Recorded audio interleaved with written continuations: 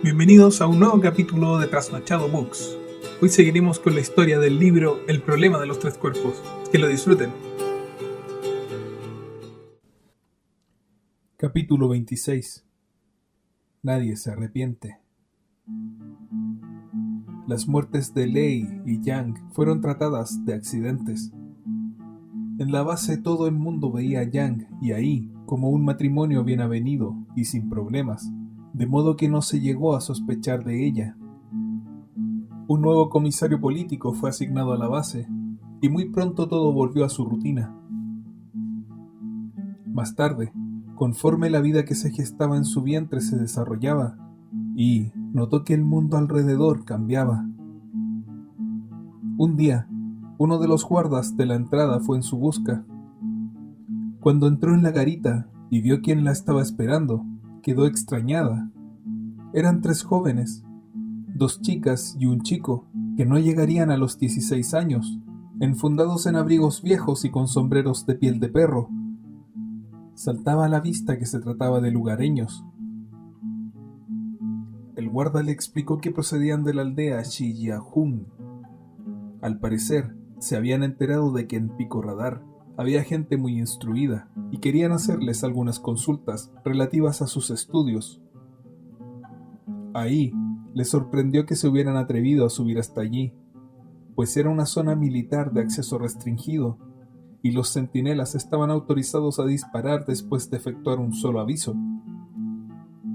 Uno de los guardias le explicó que el nivel de seguridad de la base había sido rebajado y que los habitantes de la zona eran libres de subir hasta Pico Radar, siempre que se mantuvieran alejados de ella.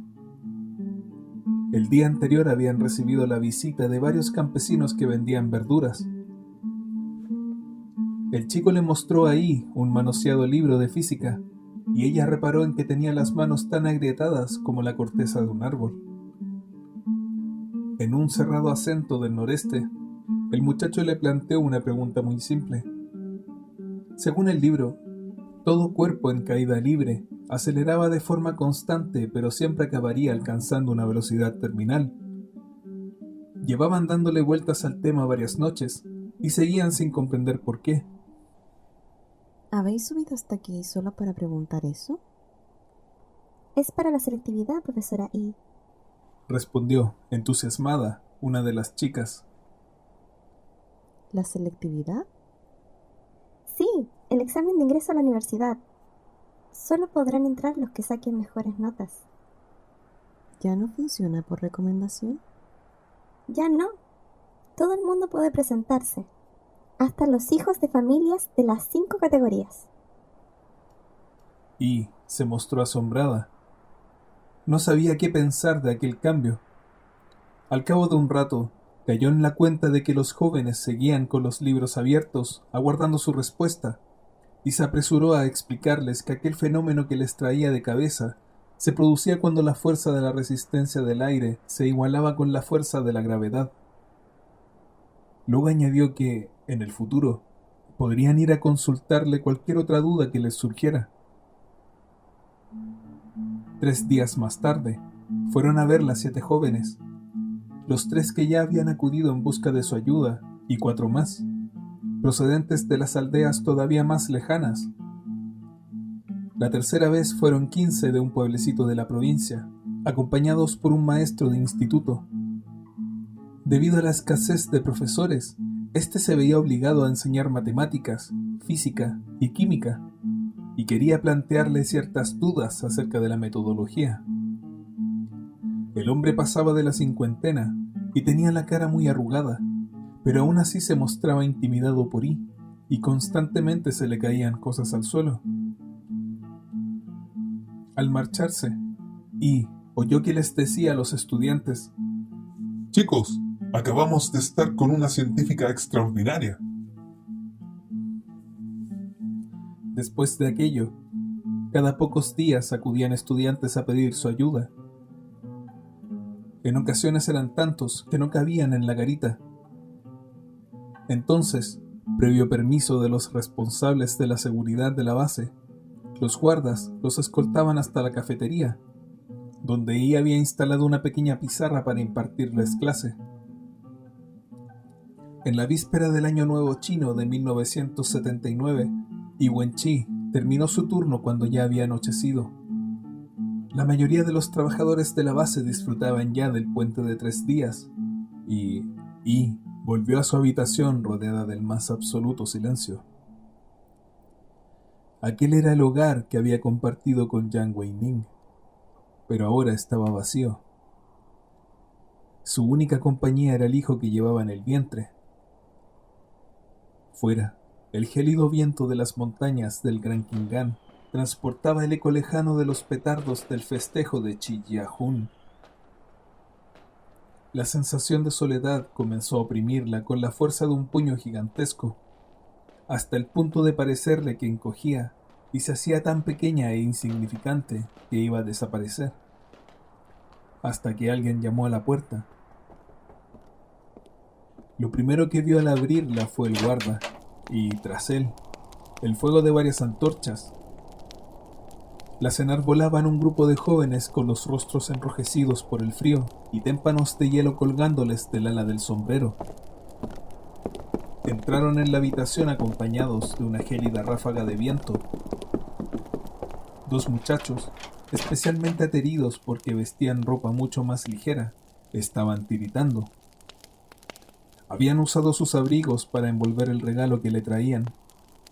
Una gran olla llena hasta los topes de deliciosos raviolis chinos de cerdo y col.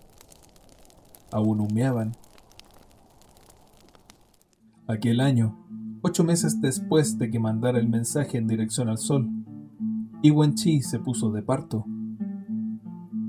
Debido a que el bebé se encontraba mal colocado y a que Yi estaba débil, la enfermera de la base no quiso hacerse cargo del alumbramiento y la enviaron al hospital más cercano. Para Wenqi, aquel fue uno de los periodos más difíciles de su vida. A causa de los enormes dolores que sufrió y de la cantidad de sangre que llegó a perder, entró en coma. Lo único que alcanzaba a ver, entre la niebla en que quedó sumida, fueron 3 rabiosos soles que orbitaban alrededor de ella, asediándola de forma cruel. Ese estado se prolongó durante tanto tiempo que temió que el fuego de los soles la atormentase hasta el fin de sus días, como castigo a la traición suprema que había cometido. La idea le hizo sentir pánico, no por ella, sino por su bebé. ¿Seguía dentro de ella? ¿O ya había nacido e iba a acompañarla en su sufrimiento? Al cabo de cierto tiempo que no supo cuantificar, los 3 soles comenzaron a alejarse. De repente, una vez que alcanzaron cierta distancia, se encogieron para transformarse en unas cristalinas estrellas fugaces. El aire en torno a Yi se enfrió, los dolores remitieron y, finalmente, despertó. Girando el cuello con gran esfuerzo, vio por fin el minúsculo, húmedo y sonrosado rostro de su hija. El doctor le dijo que había sufrido graves hemorragias y que decenas de campesinos de la aldea de Chijiahun habían donado sangre para ella. Muchos eran familiares de aquellos niños a los que había dado clase, pero otros no tenían ningún tipo de conexión con ella. Sencillamente habían oído hablar de su bondad. Sin la ayuda de todos ellos, probablemente habría muerto. Tras el nacimiento de su hija, Yi Wenqi no supo cómo organizarse, pues aún estaba demasiado débil como para cuidar de la niña por sí misma y carecía de familiares próximos que pudieran ayudarla. Por fortuna, justo entonces una pareja de ancianos de Chijiahun acudió a la base y se ofreció a acogerla junto con su hija. El marido había sido en su día cazador y también había recolectado hierbas medicinales, pero desde la tala masiva de árboles que devastó la zona, se dedicaba a la agricultura. Sin embargo, todo el mundo seguía llamándolo Chi el cazador. La pareja tenía 2 hijos y 2 hijas. Las hijas llevaban casadas desde hacía tiempo y residían en casa de sus respectivas familias políticas. Uno de los hijos era soldado. Únicamente el hijo mayor seguía viviendo con ellos, junto con su esposa, que también acababa de dar a luz. Y seguía sin haber sido rehabilitada políticamente, de modo que los dirigentes de la base no estaban seguros de cómo proceder. Sin embargo, al final aquella fue la única solución viable, y permitieron que la pareja se llevara ahí, a la aldea. Pasaron a recogerla por el hospital en un trineo. Así fue como Yi terminó conviviendo durante medio año con aquella familia de campesinos de las montañas del Gran Khingan. A causa de lo débil que se encontraba, no producía leche, y Yang Dong tuvo que ser alimentada por las aldeanas. La que le daba pecho más a menudo era Feng, la nuera de Chi el cazador, una mujer con la recia constitución de las mujeres del noreste de China. Comía gachas de sorgo a diario, y sus generosos pechos se mantenían llenos de leche a pesar de que amamantaban a 2 criaturas. Muchas otras mujeres acudían a ayudarla encantadas. Les caía bien y siempre decían que la niña tenía cara de ser tan lista como la madre. Poco a poco, la cabaña de Chi el cazador se convirtió en el punto de reunión de todas las mujeres de la aldea. Niñas y mayores, casadas o solteras, todas acudían a verla en cuanto tenían un rato libre. Mostraban una gran curiosidad hacia ella y la admiraban. Por su parte, Yi se sorprendió al descubrir lo a gusto que se sentía en compañía de aquellas mujeres. Terminó perdiendo la cuenta de los días que pasó sentada en el patio con ellas, rodeadas de sus respectivos hijos, y con un perezoso perro negro que siempre dormía la siesta echado a sus pies. Le llamaba poderosamente la atención el placer con que fumaban en pipa, echando el humo con parsimonia y llenando el ambiente de un halo plateado, tan brillante como el rubio vello que cubría sus brazos. Una vez le dejaron echar una calada y casi se desmaya. La anécdota las hizo reír durante días. Con los hombres hablaba más bien poco. Andaban todo el día enfrascados en algún tema que se le escapaba, pero, por lo que había logrado deducir, debía de ser algún plan para ganar dinero plantando ginseng, aprovechando que el gobierno parecía haber relajado las normas que regulaban su producción. Todos la trataban con deferencia y eran sumamente educados.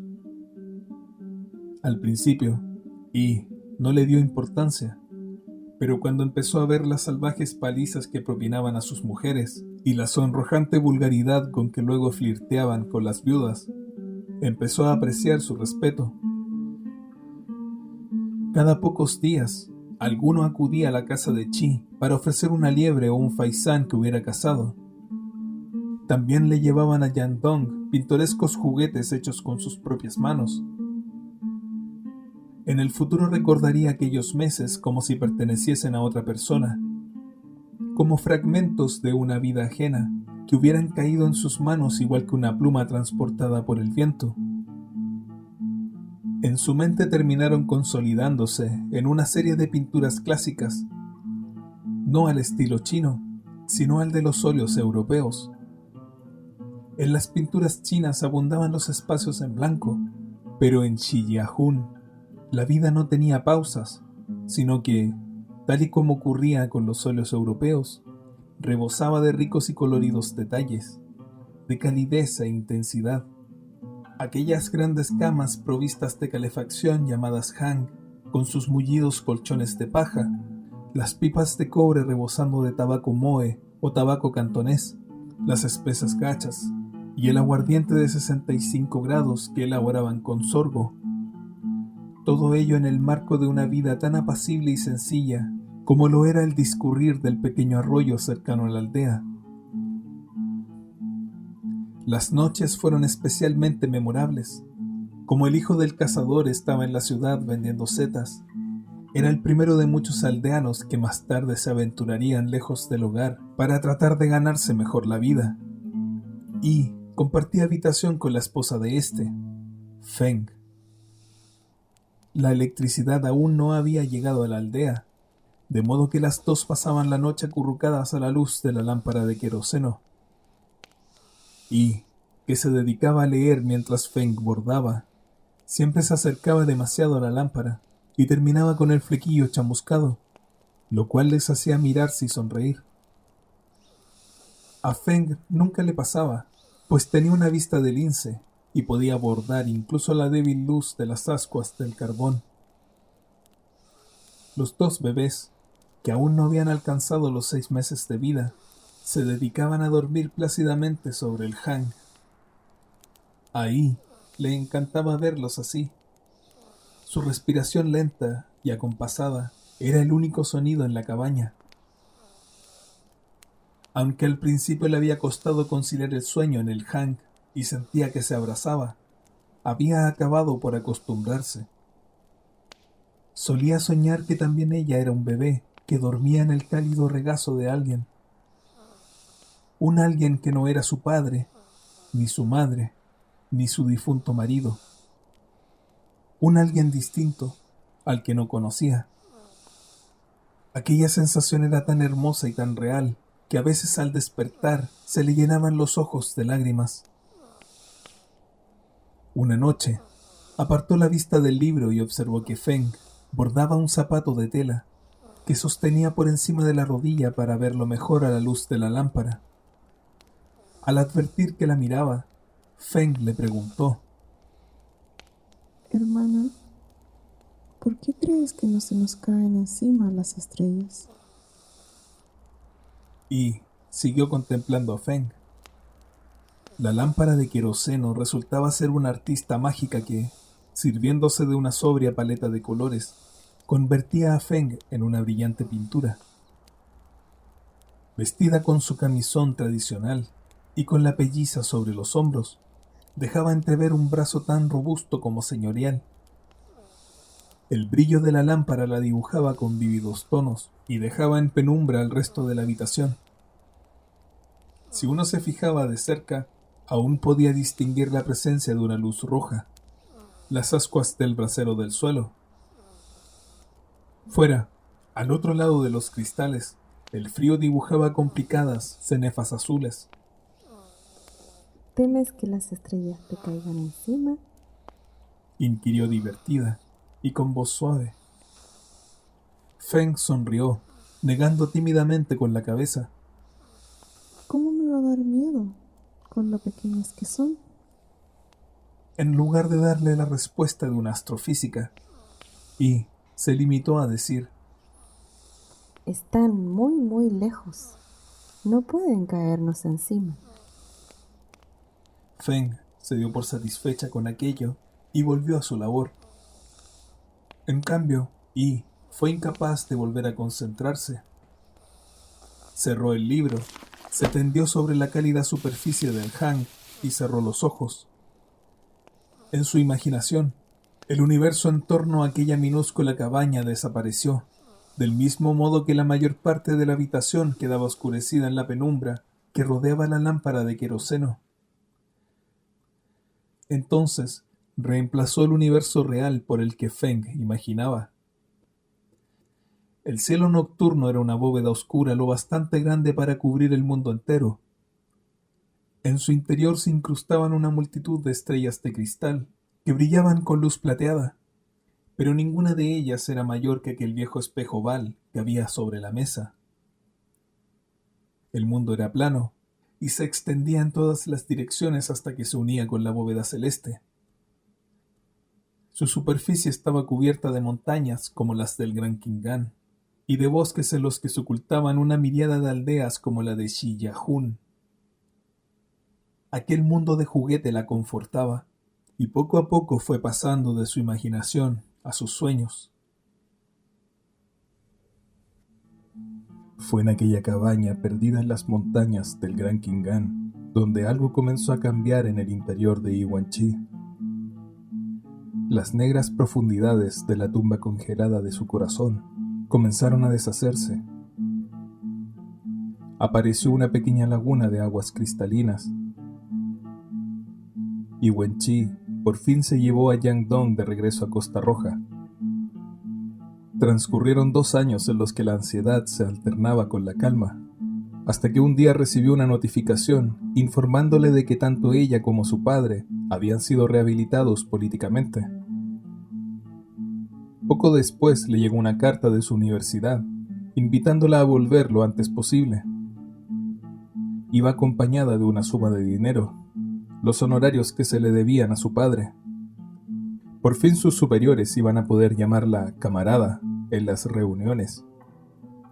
Encajó todos aquellos cambios sin sentir ninguna ilusión.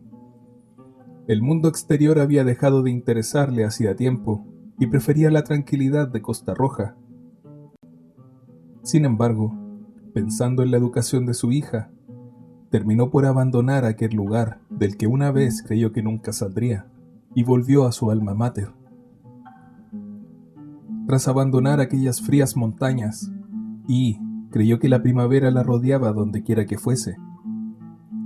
También el invierno de la revolución cultural había cesado y todo renacía.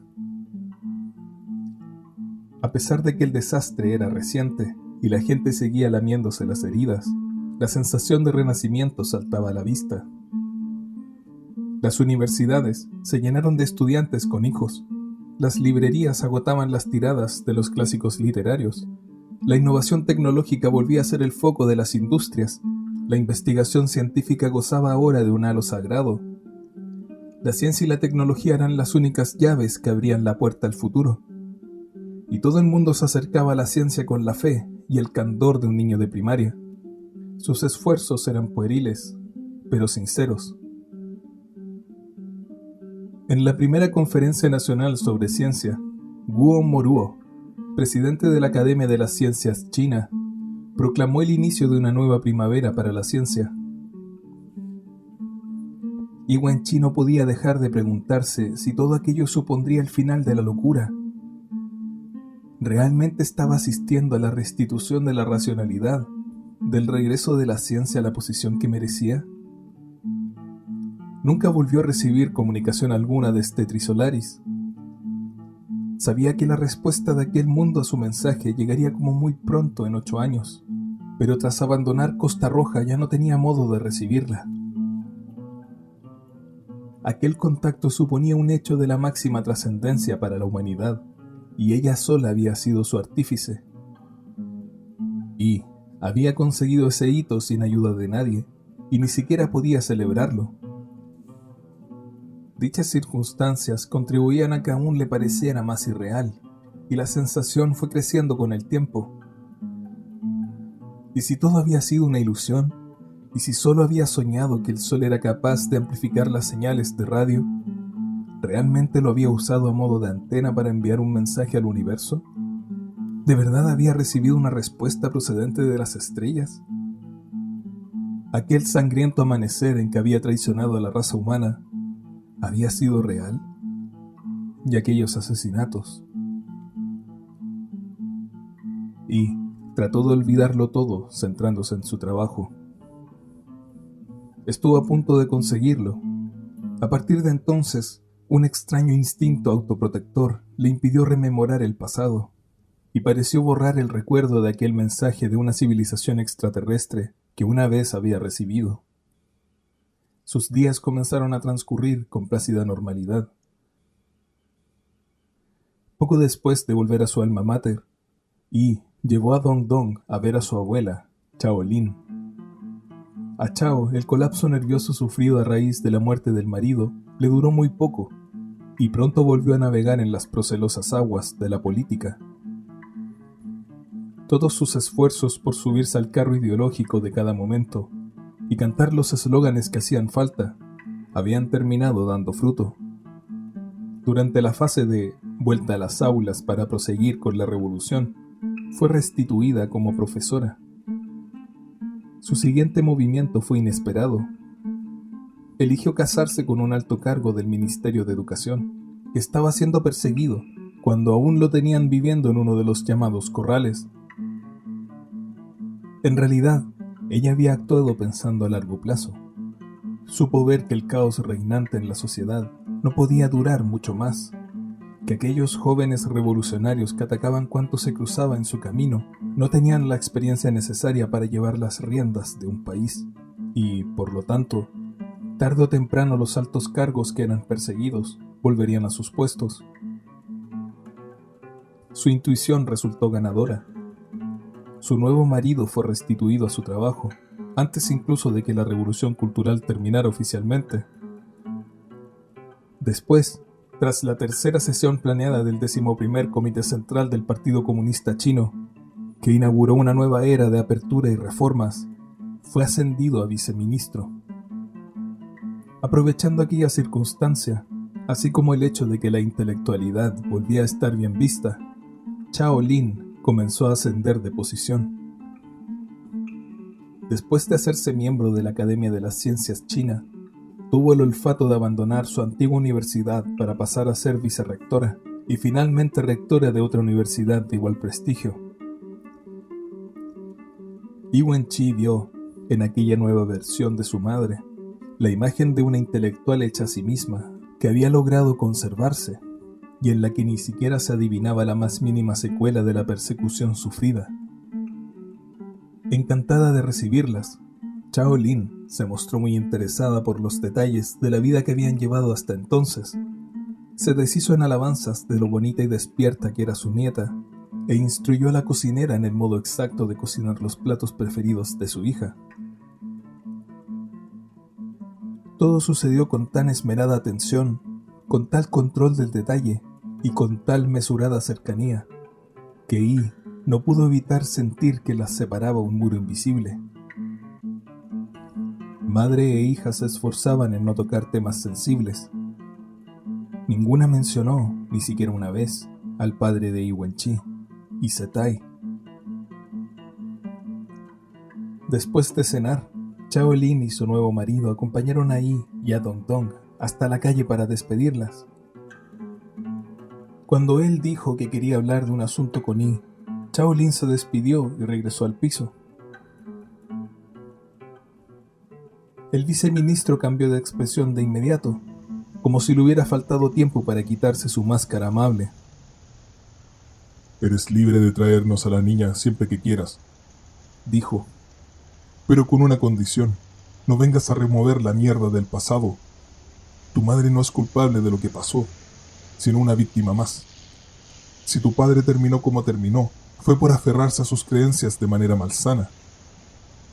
Él mismo se buscó la ruina sin pensar en quién arrastraba consigo, y os hizo sufrir lo indecible tanto a ti como a tu madre. ¿Quién se ha creído usted que es para hablar así de mi padre? Espetó Yi, furiosa. Ese es un tema que atañe a mi madre y a mí. A usted no le incumbe. En eso tienes toda la razón, replicó él con frialdad. A mí me trae sin cuidado, solo soy el mensajero.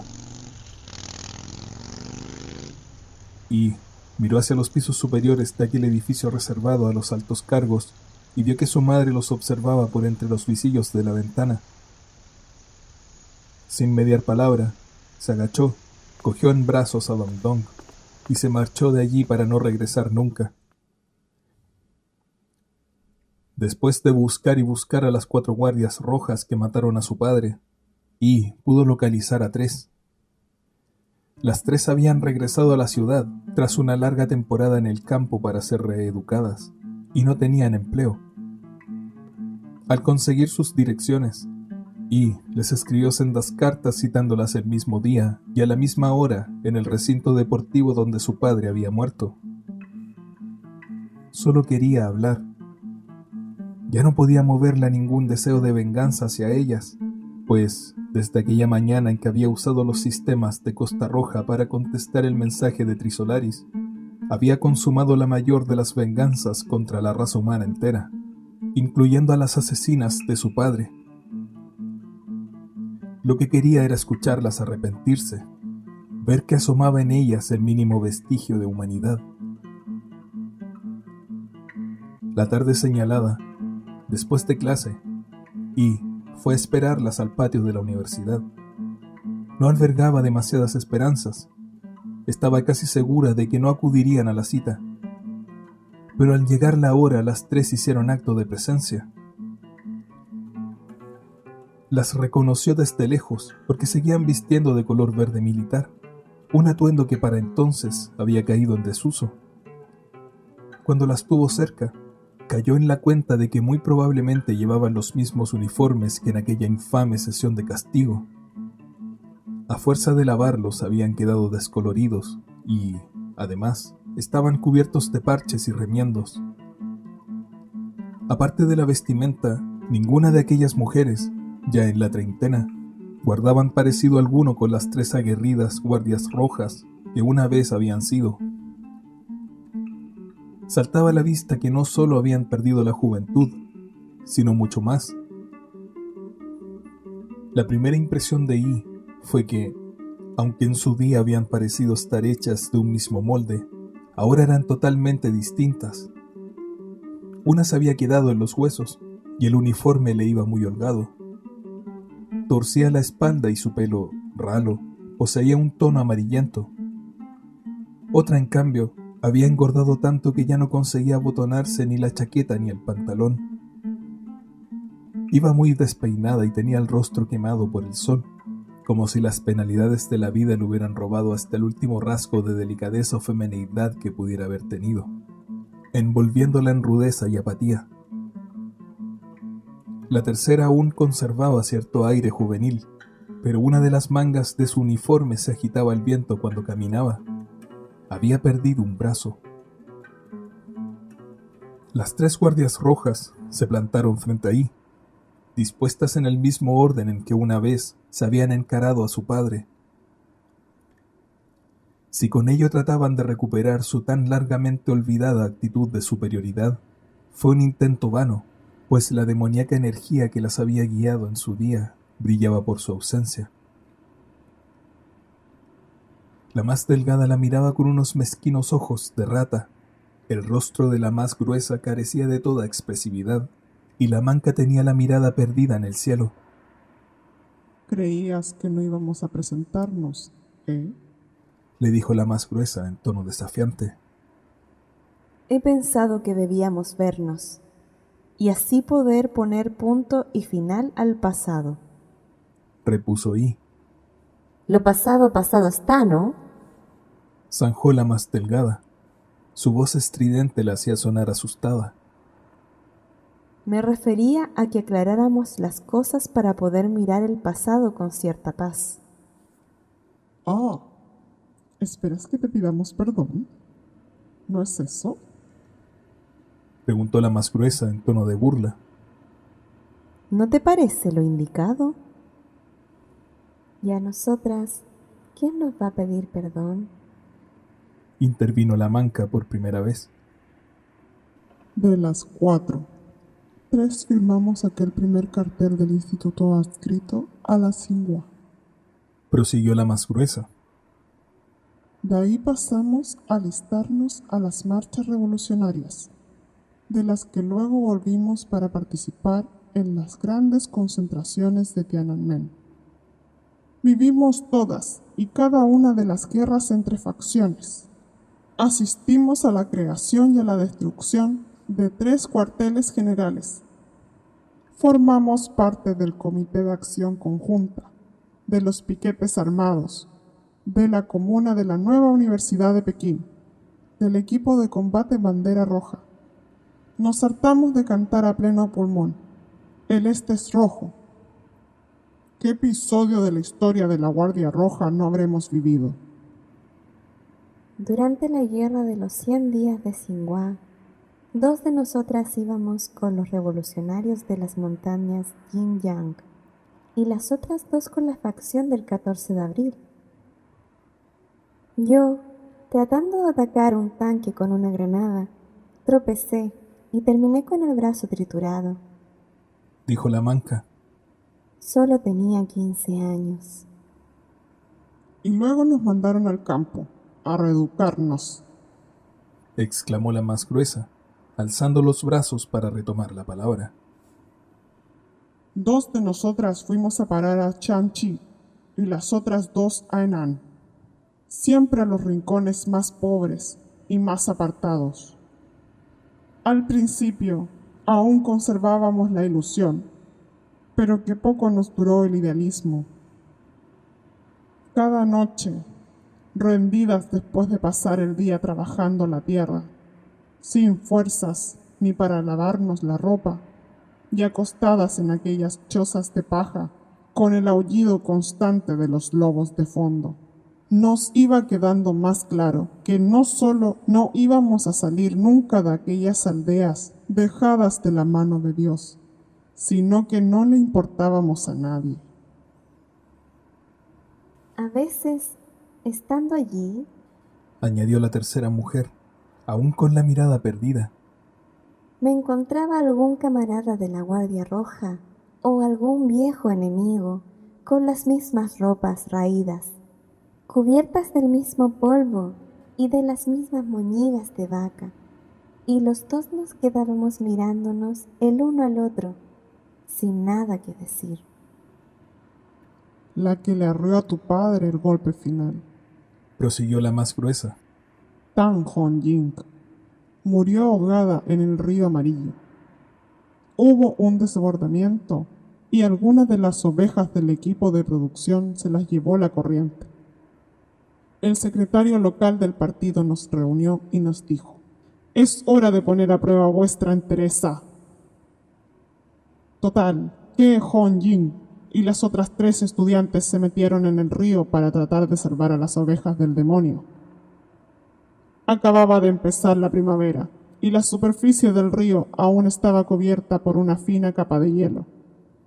Las 4 murieron. Nadie supo si ahogadas o de frío. Cuando vi sus cadáveres no puedo seguir. Joder. La tullida prosiguió por ella. Las subieron a la camioneta de la unidad, amontonadas como si fueran leña, encima de una montaña de coles y patatas, junto a las ovejas muertas.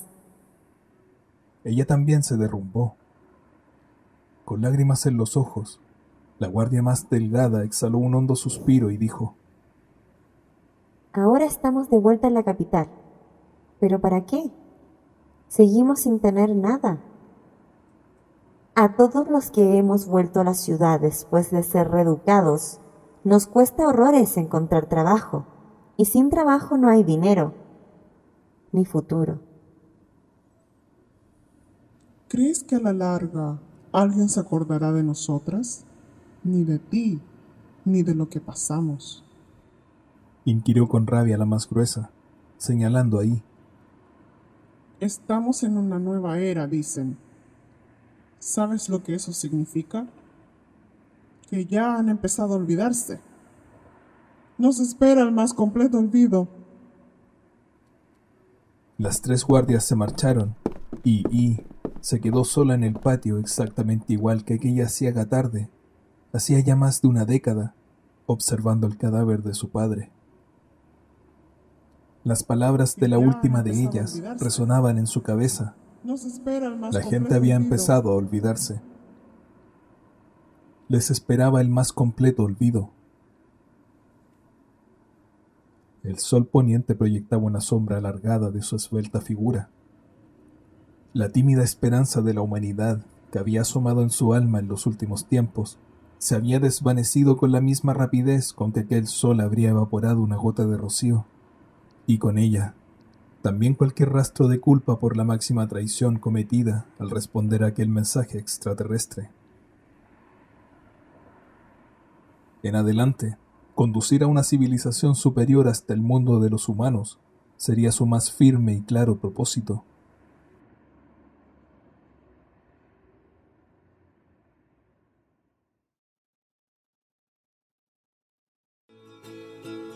Aquí termina el nuevo capítulo de Trasnochado Books. Recuerde dejar un me gusta, compartir y suscribirse a nuestro canal. Síganos en Facebook. Hasta la próxima.